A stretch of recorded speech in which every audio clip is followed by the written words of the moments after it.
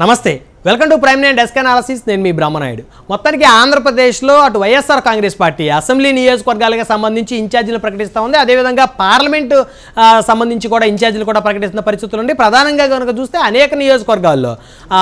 YSR Congress party ఇప్పటికే దాదాపు 50% పైగా అసెంబ్లీకి సంబంధించినటువంటి అభ్యర్థులను అయితే ఖరారు చేసింది అయితే అటు పార్లమెంట్కి సంబంధించి కూడా అనేక నియోజకవర్గాల్లో అనేక పార్లమెంట్ నియోజకవర్గాల్లో ఇంకా కూడా వైసీపీ తర్జన భర్జన పడుతున్న పరిస్థితి ఉంది ప్రధానంగా చూస్తే ఉత్తరాంధ్ర నియోజకవర్గం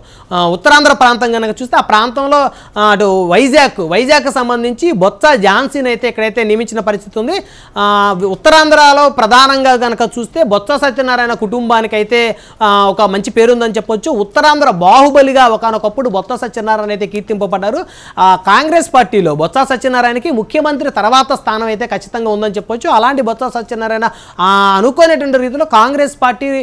ఎప్పుడైతే ఫేడ్ అవుట్ అయిపోయిందో 2014 ఎన్నికల తర్వాత ఆయన అనూహ్య రీతిలో వైఎస్ఆర్ కాంగ్రెస్ పార్టీలో జాయిన్ అయ్యారు వైఎస్ఆర్ కాంగ్రెస్ పార్టీలో జాయిన్ అయ్యి 2019 ఎన్నికల్లో ఆయన వైసీపీ తరపు నుంచి పోటీ చేశారు గెలిచారు తర్వాత మంత్రిగా అయితే వ్యవహరిస్తున్నారు ఇప్పుడు ఆయన కుటుంబ సభ్యులకు సంబంధించి వైఎస్ఆర్ కాంగ్రెస్ పార్టీ అయితే టికెట్లు కేటాయించింది ఆయన మేనలుడు ఎవరైతే ఉన్నారో చిన్నసీను ఆయనకి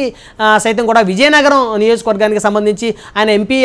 క్యాండిడేట్గా వైఎస్ఆర్ కాంగ్రెస్ పార్టీ అధికారికంగా ప్రకటించింది అదేవిధంగా ఆయన భార్య అయినటువంటి బొత్స ఝాన్సీని వైజాగ్ ఎంపీ అభ్యర్థిగా అయితే ప్రకటించింది అయితే వైఎస్ఆర్ కాంగ్రెస్ పార్టీ చాలా స్ట్రాటజికల్గా బీసీ నినాదంతో అయితే ముందుకు వెళ్తున్న పరిస్థితి ఉంది ఉత్తరాంధ్రకు సంబంధించి ఉత్తరాంధ్ర ప్రాంతం మొత్తం కూడా బీసీల డామినేషన్ అని చెప్పొచ్చు ప్రధానంగా చూస్తే ఇందులో తూర్పు కాపుల సామాజిక వర్గానికి సంబంధించినటువంటి డామినేషన్ ఎక్కువగా ఉందని చెప్పొచ్చు అలాంటి తూర్పు కాపు సామాజిక వర్గానికి చెందినటువంటి బొత్స సత్యనారాయణ కుటుంబానికి ఇద్దరికి ఎంపీ సీట్లను అయితే కేటాయించింది అయితే ఇప్పుడు ఇటు టీడీపీ జనసేన కూటమి సైతం కూడా ఉత్తరాంధ్ర ప్రాంతంలో మరి బీసీలకే టికెట్లు కేటాయించేటువంటి పరిస్థితికి వైఎస్ఆర్ కాంగ్రెస్ పార్టీ వారిని అయితే నెట్టిందని చెప్పొచ్చు అయితే ఎవరు పోటీ చేస్తారా అనే దాని మీద అయితే ఇంకా స్పష్టత రాలేదు గతంలో కనుక చూస్తే తెలుగుదేశం పార్టీ తరపు నుంచి అటు వైజాగ్ ఎంపీ అభ్యర్థిగా నందమూరి బాలకృష్ణ అల్లుడు అయితే ఇక్కడి నుంచి పోటీ చేశారు అయితే పోటీ చేసి ఓడిపోయిన పరిస్థితి ఉంది వైసీపీ అభ్యర్థి ఎంవీవీ సత్యనారాయణ మీద ఆయన ఓటమి చెందారు అయితే ఎంవీవీ సత్యనారాయణ నాన్ లోకల్గా గుర్తింపడిన పరిస్థితి ఉంది ఎంవీవీకి వైసీపీకి మధ్య ప్రస్తుతం అయితే రాజకీయంగా కొన్ని మనస్పర్ధలు ఉన్నాయని చెప్పొచ్చు అలాంటి పరిస్థితుల్లో బొత్స సత్యనారాయణ భార్యను అయితే ఇక్కడైతే నియమించారు అయితే ఇప్పుడు ప్రస్తుతానికి మరి టీడీపీ జనసేన కూటమిలో ఎవరు నియమిస్తారనే దాని మీద స్పష్టత రాలేదు గతంలో కనుక చూస్తే జనసేన పార్టీ 2019 ఎన్నికల్లో సిబిఐ మాజీ జేడీ లక్ష్మీనారాయణని ఇక్కడ నుంచి వైజాగ్ నుంచి అయితే పోటీకి దింపింది లక్ష్మీనారాయణ బలమైనటువంటి పోటీ ఇచ్చారని చెప్పుకోవచ్చు అలాంటి తరుణంలో లక్ష్మీనారాయణ సిబిఐ జేడీ లక్ష్మీనారాయణ జనసేన పార్టీకి రాజీనామా చేసి ప్రస్తుతం ఆయన ఒక పార్టీకి అధ్యక్షులుగా కొనసాగుతున్నారు జై భారత్ పార్టీకి అధ్యక్షులు అయితే జనసేన టీడీపీ కూటమికి అభ్యర్థి ఎవరు అనే దాని మీద అయితే తర్జన పడుతున్న పరిస్థితి ఉంది వైఎస్ఆర్ కాంగ్రెస్ పార్టీ బీసీ నినాదాన్ని తీసుకున్నటువంటి తరుణంలో మరి టీడీపీ జనసేన కూటమి కూడా ఖచ్చితంగా బీసీ అభ్యర్థికే ఇక్కడైతే టికెట్ కేటాయించిన అవసరం ఉంటుంది ఒకవేళ బీసీకి టికెట్ కనుక కేటాయించకపోతే ఉత్తరాంధ్ర ప్రజల్లో ఒక నెగిటివ్ సంకేతాలు వెళ్ళేటువంటి పరిస్థితి ఉంటుంది ఎందుకంటే బీసీలోనూ ప్రధానంగా తూర్పు కాపు సామాజిక వర్గం అయితే మెజారిటీ ఓట్ బ్యాంక్ అని చెప్పొచ్చు అలాంటి తూర్పు కాపు సామాజిక వర్గానికి మరి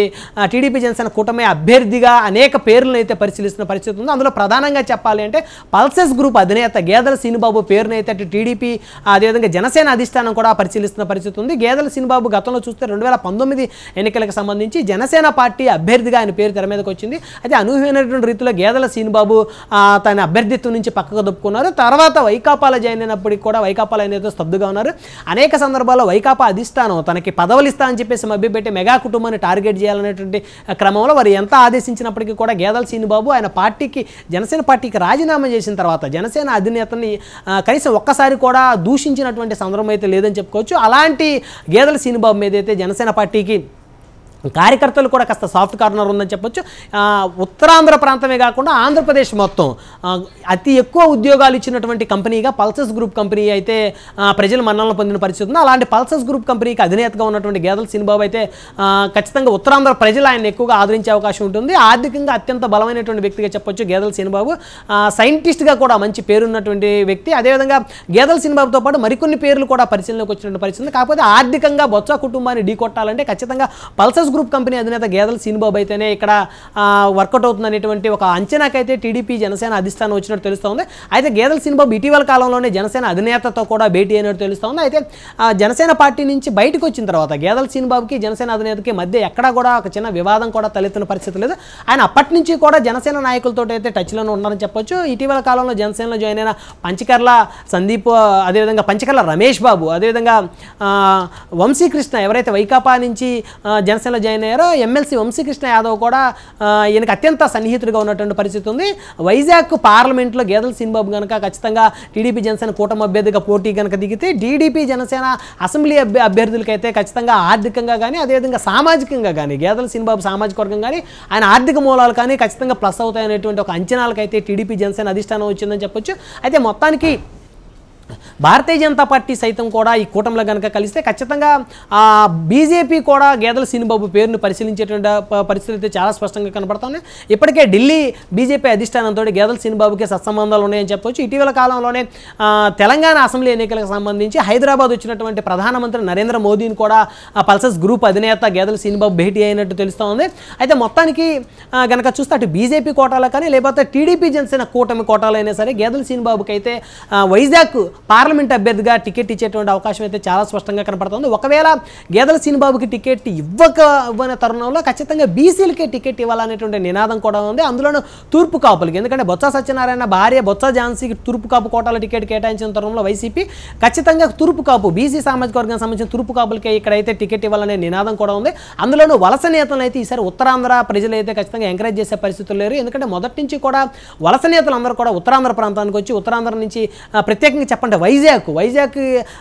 నుంచి ఎంపీలుగా గెలిచిన వ్యక్తుల్లో అనేక మంది వలస నేతలు టి సుబ్బరామరెడ్డి, అదేవిధంగా ప్రస్తుతం ఉన్నటువంటి ఎంపీ ఎంఈవి సత్యనారాయణ, మరి గతంలో ఎంపీగా పనిచేసినటువంటి పురంధేశ్వరి, వీళ్ళందరూ కూడా వలస నేతలు అని చెప్పొచ్చు. అదేవిధంగా మేకపాటి రాజమోహన్ రెడ్డి, ఇలాంటి ఎంతోమంది హేమాహేమీలందరూ కూడా నెల్లూరు, ప్రకాశం, గోదావరి జిల్లాల నుంచి వైజాగ్ వలస వెళ్ళి అక్కడ ఎంపీలుగా గెలిచి వారి వ్యాపారాలు మాత్రమే డెవలప్ చేసుకున్నారు. కానీ వైజాగ్ ప్రజలకి కనీసం ఉపాధి అవకాశాలు కల్పించడంలో కూడా వీరందరూ కూడా ఫెయిల్ అయ్యారనేటువంటి ఒక అభిప్రాయం అయితే వైజాగ్ ప్రజల్లో ఉంది. అయితే దీని అంతని కూడా గేదెల శ్రీనిబాబు అయితే బలంగా ముందుకు తీసుకువెళ్తా ఉన్నారు. ఉత్తరాంధ్ర ప్రాంతంలో వలసల్ని ఖచ్చితంగా ఆపాలంటే వలస నేతలను ముందు ఆపాలనేటువంటి నినాదాన్ని రైతు సదస్సుల ద్వారా, అదేవిధంగా నిరుద్యోగ సమస్యలు పరిష్కరించేటువంటి సదస్సుల ద్వారా గేదెల శ్రీనిబాబు ముందుకు తీసుకెళ్తున్నారు. ఒకవేళ